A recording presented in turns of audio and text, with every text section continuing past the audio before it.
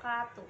Perkenalkan, nama saya Sri Arfianti dari Prodi D3 Keperawatan tingkat 1 dengan NIM 112010087 di Stikes Akbid Wijaya Husada Bogor. Di sini saya akan mempresentasikan tentang sistem perkemihan untuk memenuhi tugas mata kuliah anatomi fisiologi. Perkemihan merupakan sistem ekskresi utama dan terdiri atas dua ginjal, yaitu untuk menyekresi urin, dan yang kedua itu ureter untuk mengalirkan urin dari ginjal ke kandung kemih. Lalu kandung kemih, yaitu tempat urin dikumpulkan dan disimpan sementara, dan uretra mengalirkan urin dari kandung kemih keluar tubuh. Ginjal merupakan organ yang berbentuk seperti kacang, berwarna merah tua, terletak di kedua sisi kolumna vertebralis. Ginjal ini terlindung dengan baik dari trauma langsung karena di sebelah posterior dilindungi oleh tulang kosta dan otot-otot yang meliputi kosta, sedangkan di bagian anterior dilindungi oleh bantalan usus yang sangat tebal. Fungsi ginjal yaitu yang pertama filtrasi, reabsorpsi, dan ekskresi. Lalu memelihara keseimbangan cairan, elektrolit, dan asam basa. Selanjutnya mengubah vitamin D menjadi bentuk aktif dan degradasi berbagai jenis hormon. Lalu yang terakhir sintesa hormon eritropoietin, sekresi renin, dan aldosteron.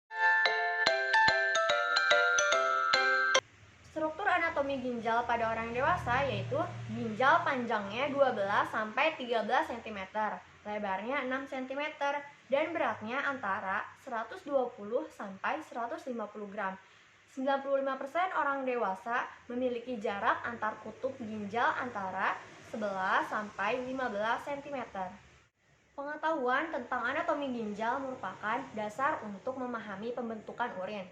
Pembentukan urin dimulai dalam korteks dan berlanjut selama bahan pembentukan urin tersebut mengalir melalui tubulus dan ductus collectivus.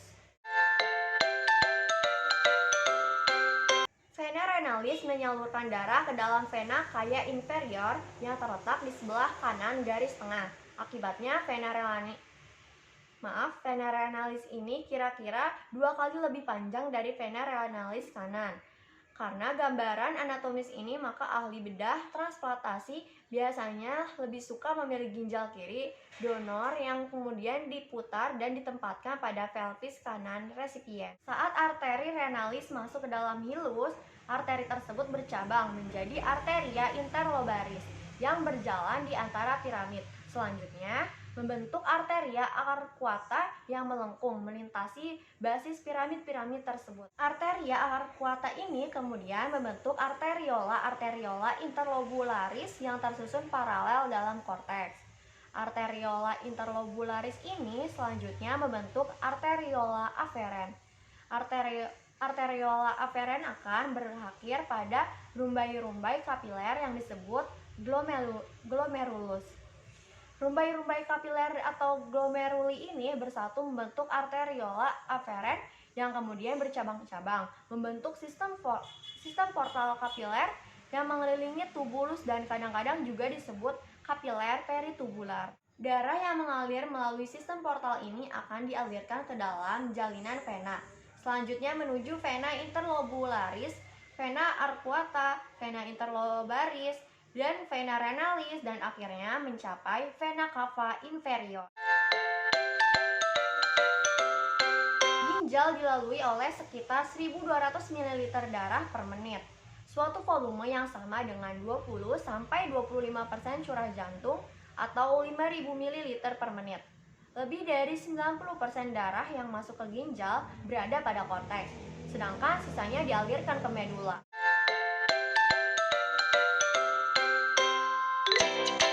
Nefron adalah unit fungsional ginjal. Dalam setiap ginjal terdapat sekitar 1 juta nefron yang pada dasarnya mempunyai struktur dan fungsi yang sama. Setiap nefron terdiri dari kapsula Bowman yang mengitari rumbai kapiler glomerulus, tubulus proksimal, lengkung Henle, dan tubulus distal yang mengosongkan diri ke dalam ductus collectivus. Korpuskulus ginjal terdiri dari kapsula Bowman dan rumbai kapiler glomerulus. Istilah glomerulus seringkali digunakan untuk menyatakan korpus fulus ginjal. Kapsula Bowman merupakan suatu invaginasi dari tubulus proksimal. Kapsula Bowman dilapisi oleh sel-sel epitel, yaitu sel epitel parietal dan sel-sel epitel viresal. Aparatus juxtaglomerulus. Pada lokasi ini, sel-sel juxtaglomerulus dinding arteriol eferen mengandung granula sekresi yang diduga mengeluarkan renin. Nah, renin ini adalah suatu enzim yang penting pada pengaturan tekanan darah. Ada beberapa teori. Yang pertama itu, sel-sel juxtaglomerulus berfungsi sebagai baroreseptor atau sensor tekanan yang sensitif terhadap aliran darah melalui arteriola eferen. Lalu teori yang kedua, sel-sel makula densa tubulus distal bertindak sebagai kemoreseptor yang sensitif terhadap natrium dari cairan tubulus. Sistem renin-angiotensin. Pengeluaran renin dari ginjal akan mengakibatkan pengubahan angiotensinogen menjadi angiotensin 1. Nah, angiotensin 1 kemudian diubah menjadi angiotensin 2 oleh suatu enzim konversi atau converting enzim yang ditemukan di dalam kapiler paru-paru.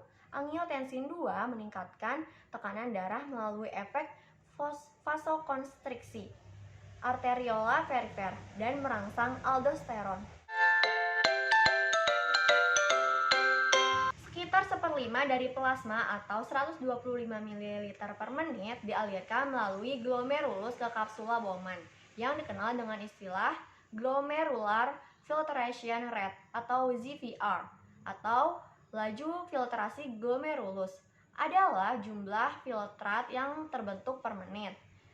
Nah, proses filtrasi pada glomerulus dinamakan ultrafiltrasi glomerulus karena filtrat primer mempunyai komposisi sama seperti plasma kecuali tanpa protein. Cara yang paling akurat untuk mengukur GVR adalah dengan menggunakan inulin. Nah, inulin ini yaitu suatu zat yang difiltrasi glomerulus dengan beban dan tidak diekskresi maupun diabsorpsi oleh tubulus. Filtrat atau zat-zat yang difiltrasi ginjal dibagi dalam 3 kelas, yaitu yang pertama elektrolit. Ada natrium, ada kalium, ada kalsium, ada magnesium, ada bikarbonat, dan ada klorida, serta ada fosfat. Yang kedua itu non-elektrolitnya, glukosa, asam amino, dan metabolit hasil metabolisme protein seperti urea, asam urat, dan kreatinin. Yang terakhir ada air. Setelah filtrasi, langkah kedua dalam proses pembentukan urin adalah reabsorpsi selektif zat-zat yang sudah difiltrasi. Proses reabsorpsi ini dan sekresi berlangsung baik melalui mekanisme transport aktif maupun pasif.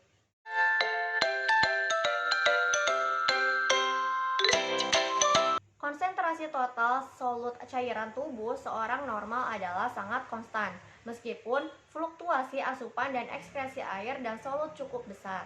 Kadar plasma dan cairan tubuh dapat dipertahankan dalam batas-batas yang sempit melalui pembentukan urin yang jauh lebih pekat atau lebih encer dibandingkan dengan plasma dari mana urin dibentuk. Konsentrasi osmotik atau osmolalitas menyatakan jumlah partikel yang larut dalam suatu larutan. Jika solut ditambahkan ke dalam air, maka konsentrasi efektif atau aktivitas dari air relatif menurun dibandingkan dengan air murni. Osmolalitas merupakan suatu konsentrasi dalam hitungan 1000 gram air. Ureter adalah perpanjangan tubular berpasangan dan berotot dari pelvis ginjal yang merentang sampai kandung kemih. Setiap ureter panjangnya 20-30 cm atau 10-12 inci dan berdiameter 4-6 mm.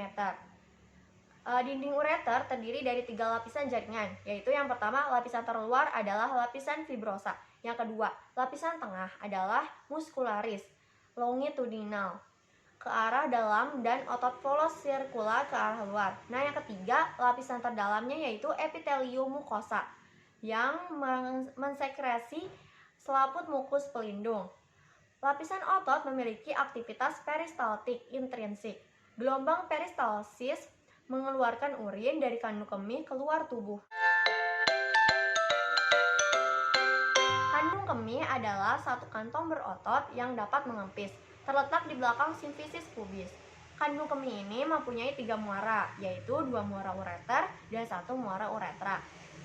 Sebagian besar dinding kantung kemih tersusun dari otot polos yang disebut musculus destrusor. Uretra adalah saluran kecil yang dapat mengembang, berjalan dari kandung kemih sampai keluar tubuh. Panjangnya pada wanita 1,5 inci dan pada laki-laki sekitar 8 inci. Muara uretra keluar tubuh disebut meatus urinarius. Pada laki-laki, kelenjar prostat yang terletak tepat di bawah leher kandung kemih mengelilingi uretra di sebelah posterior dan lateral. Pada pria terdiri uretra prostatia, yaitu dikelilingi oleh kelenjar prostat.